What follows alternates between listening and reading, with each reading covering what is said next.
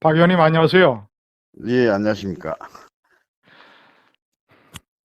또 호남 출신의 고위직을 지내신 국회 부의장이 지내신 사선의 정치인이신데 현재까지는 이 우파의 윤석열 후보를 지지하는 호남 정치인 중에서 가장 비중 있고 고위직을 지내신 분입니다. 그래서 정적인 의미와 상징성이 남다른데 어떤 판단으로 그런 결정을 내리게 되셨습니까? 어, 윤석열 후보는 비교적 정치 신인으로서 구태 정치에 오염이 되지 않고, 또 그러다 보니까 정치적 신세를 진 사람들이 없어서 사익이나 측근을 위해서 권력을 남용하고 국정을 농단할 가능성은 거의 없지 않느냐 하는 음, 판단으로 근본과 원칙이 상실되고 지금 국민의 신음과 고통 상황을 해소해 줄 차기 대통령 후보감으로서는 상대적으로 제일 낫지 않을까 하는 생각에서 지지를 했습니다. 물론 그분이 정치 감각이라 할까 또 정치적 경험이 좀 부족해서 어, 언행의 실수가 좀 있었는데 그것은 어찌 보면 오히려 때묻지 않는 순수함 때문에 일어난 일이고 가다듬으면 보석으로서 역할이 가능한 원석이 아닌가 저는 그렇게 평가를 해서 지지를 하게 됐습니다. 박 의원님은 서울지검의 특수부장을 지내신 검사 출신이시잖아요. 예, 그렇습니다. 하지만 사선의 국회의원을 통해서 정적인 경륜을 쌓으셨는데 윤석열 후보는 평생을 검사만 하고 마지막 직책도 검찰총장이어서 그런 경력이 이 후보가 대통령을 잘할 수 있느냐 이런 우려도 있는데 어떻게 생각하십니까? 물론 그런 우려도 있는 것이 사실입니다. 제가 김대중 정부 초대 민정수석과 인사수석의 역할을 했던 법무부 생활을 했었는데요. 그때 최측근에서 대통령을 보필하면서 대통령의 지도자의 상이라는 것은 훌륭한 인품과 성품을 가지고 국가 원수로서의 존경을 받을 만하고, 두 번째는 국정 수행과 관련해서는 인재를 고루 등용을 해서 인재 내각이나 또 청와대 참모를 조직을 하고 그 인재들이 건의하고 또 요청하고 하는 내용을 판단해서 조정을 하고 결정하는 능력이 가장 바람직한 대통령 리더십이라고 생각합니다. 물론 국정 전반에 걸쳐서 깊은 지식과 경험이 있으면 더 좋겠습니다만 오히려 깊이 없는 국정 전반에 걸친 얕은 지식이 대통령이 권위를 내세워 가지고 대통령 주장으로 어, 정부 정책이 반영이 된다 한다면 오히려 더, 더 국가적으로 볼 때는 손실이 더 크지 않나 저는 그렇게 생각하고 있기 때문에 윤석열 후보가 제가 개인적으로 만났을 때도 저는 전문과 실력을 갖춘 인재를 고루 등용을 해가지고 그분들에게 국정이 전념이 되고 또 일임이 되는 형태로 국정을 수행하겠다 이런 이야기를 듣고 제가 또 신뢰를 하게 됐습니다. 각종 여론조사를 보면 호남에서 윤석열 후보보다는 홍준표 후보의 지지율이 상당한 격차로 높게 나옵니다. 그리고 민주당 지지자들 중에서도 윤 후보보다는 홍 후보에 대한 지지율이 몇 배로 높게 나오는데 그런 이유는 뭐라고 생각하십니까? 물론 개인적으로 홍준표 후보에 대한 선호 때문에 그런 경우도 있겠지만 잘 아시다시피 호남은 아직까지는 어, 민주당 지지 세력이 굉장히 깊고 넓은 지역이기 때문에 이재명 후보를 위한 역선택의 결과가 아닌가 이렇게 저는 관측을 합니다. 또 실제로 제가 윤 후보 지지를 하기에 앞서서 광주에 또 호남에 계신 여러분들하고 접촉도 해보고 전화 통화를 했었는데 실제로 이 선거 합리적인 판단 능력이 갖춘 분들은 윤 후보에 대한 선호도가 굉장히 높았다 하는 것을 좀 이렇게 말씀드리고 싶네요. 역대 우파의 대통령 후보 중에서 호남에서 10%를 넘은 유일한 사람이 박근혜 대통령 아닙니까? 예, 10.5%를 얻었는데요. 그 지난번에 홍준표 후보는 3%도 채웠지 못했습니다. 네, 그 경상도 출신인 박근혜 후보가 10.5%를 얻었었는데 윤석열 후보는 과연 호남에서 10% 이상이 가능할 것인지, 그 이상의 득표, 왜냐하면 이번 선거가 상당히 박빙으로 예상이 되기 때문에 우파 후보 입장에서는 호남에서 득표율을 많이 올려야 되는데 네.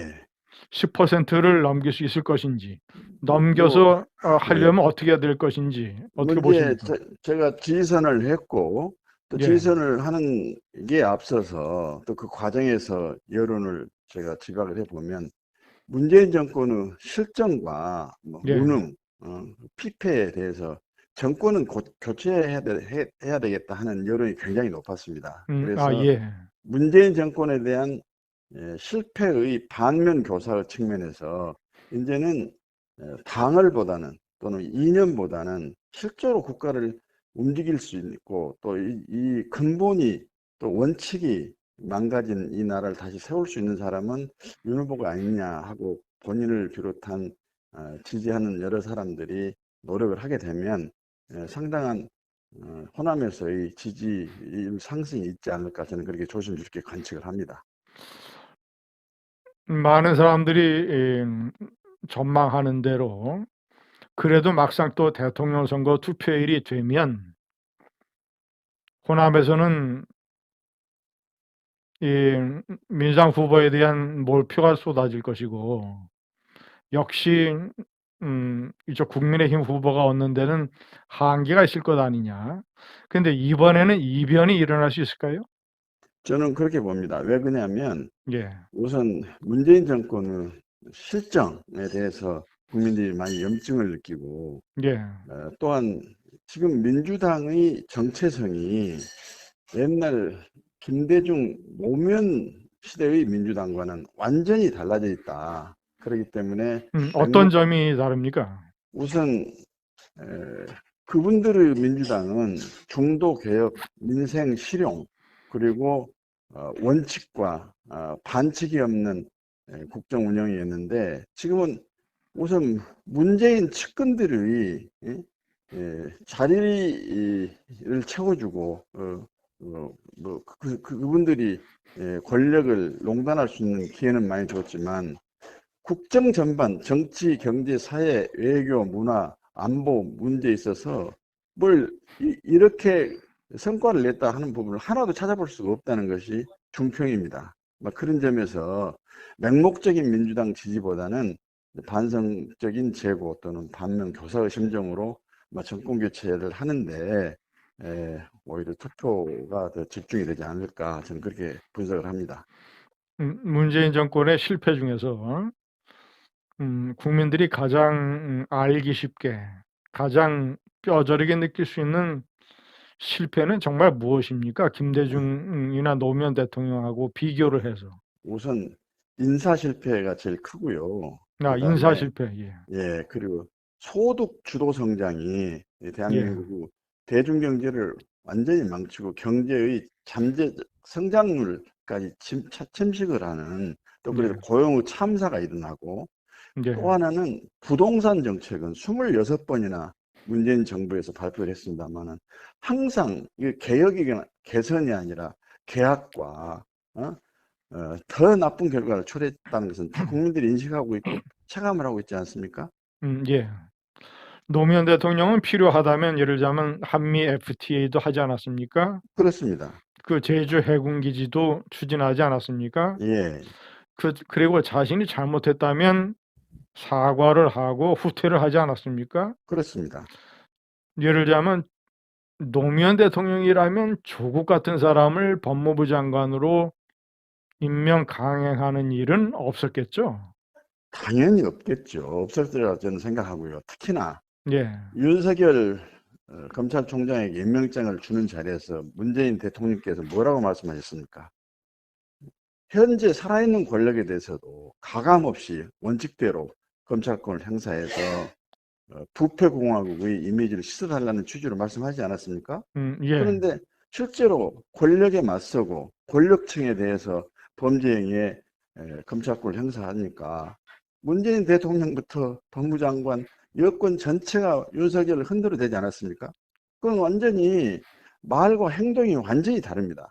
다시 말하면 어찌 보면은 우둔한 검찰총장이었을지 모르는데 그런 점에서 윤석열 후보는 권력의 사주를 받거나 권력을 위해서 검찰권을 행사를 한 것이 아니고 국민의 편에 서서 국민의 검찰로서의 역할을 했다는 점에서 국민들이 평가를 해 주실 것으로 저는 그렇게 생각하고 국정 운영도 사심없이 그런 방향으로 할 것이다. 저는 그렇게 기대를 합니다. 윤석열 후보를 비판하는 사람들이 거론하는 이 처가 문제, 이런 것도 이제 박 의원님은 청와대 민정수석도 하셨으니까 그런 면에 관한 판단이 깊으실 텐데 어떻게 보십니까? 저는 뭐 그 사안의 실체 관계는 제가 알 수가 없습니다만 예. 그동안에 검찰에서 다 한 번씩은 다뤄졌던 일인데 그 명쾌하니 범죄 혐의는 없다고 또 결론이 맺어진 부분도 있고 지금 고발 사주 의혹 같은 경우는 실생하지 않는 검찰총장이 한다면 그런 지시를 아무리 측근이 할지라도 내리기가 불가능하다고 생각이 되고요. 예, 예. 예, 그리고 이제 장모 문제는 결혼하기 이전에 별개의 주체로서의 있었던 일을 다 일일이 윤석열 후보가 책임을 져야 한다는 것도 좀 그렇습니다만 오히려 이 시점에서 윤석열 후보가 그 장모님과 관련된 문제는 법에 의해서 증거에 의해서 사법 판단에 의해서 결론이 내려진 대로 수용을 하고 또 앞으로 이런 일이 대통령이 되더라도 측근이나 가족 중에서는 일어나지 않도록 다짐을 하고 뭐 그런 의지를 천명하는 것이 중요하지 않을까 이렇게 생각이 되고 그 다음에 뭐 부인의 문제는 사실 정치 공세일 뿐이고 또 호사가들의 주장일 뿐이지 아무런 증거도 없고 상식적으로 판단해 보더라도 그와 같은 일이 일어나기는 불가능하다 하는 것이 이성적이고 합리적인 분들의 판단이라고 저는 그렇게 생각합니다. 윤석열 후보와 개인적인 이전은 오래됐습니까? 예, 말씀을 잘 못 알아들었네요. 윤석열 후보와 박 의원님의 개인적인 인연은 아, 저는 검찰에 재임하고 있을 때는 저는 잘 몰랐는데 본인은 저에 대해서 상당하니 관심도 있었고 뭐 존경의 마음도 있었다고 말씀을 하십니다. 그런데 저는 이번에 윤석열 후보를 지지하는 것은 일선에서 지금 정치 활동을 하고 있는 사람도 아니고 앞으로 정치할 계획도 없는 사람입니다. 오로지 어려운 나라, 고통받는 국민을 구제해야 한다는 구구 차원에서 이 후보들 중에서 어느 분이 그래도 그나마 대한민국 국정을 제대로 움직일 수, 이끌어갈 수 있겠느냐 하는 측면에서 제가 지지를 한 것이지, 저 무슨 친분 관계나 저희 정치적인 득실 관계를 따져서 한 일은 절대 아닙니다. 저기 마지막으로 윤석열 후보의 전두환 대통령 공과에 관한 발언은 어떻게 생각하십니까? 그 친이야 어찌 됐든 간에 예. 그 예시와 비유가 매우 부적절했다고 생각을 합니다.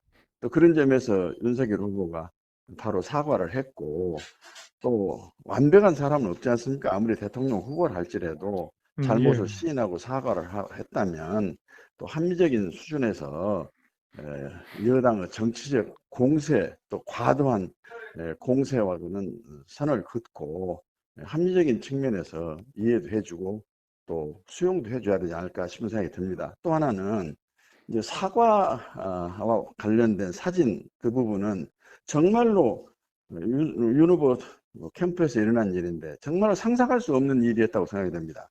정치권에서는 없는 말도 만들어서 공세를 하는데 이 예. 사과 문제는 정말로 오해를 불러일으킬 수 있는 소지가 굉장히 큰 잘못이었다고 생각합니다. 이 부분도 예. 사과를 했고, 또, 예, 사진도 내렸고, 그런 점에서 이성적으로 냉정하게 좀 판단해서 사과를 수용할 수 있는 상황이 아닌가 하는 생각이 듭니다. 한 말씀 더 보태면, 예. 적어도 실성하지 않는 사람이라면 예. 어떻게 유권자 또는 국민, 예? 호남 주민들에게 개 취급을 한다는 의미로 이 사과 사진을 게재했겠습니까?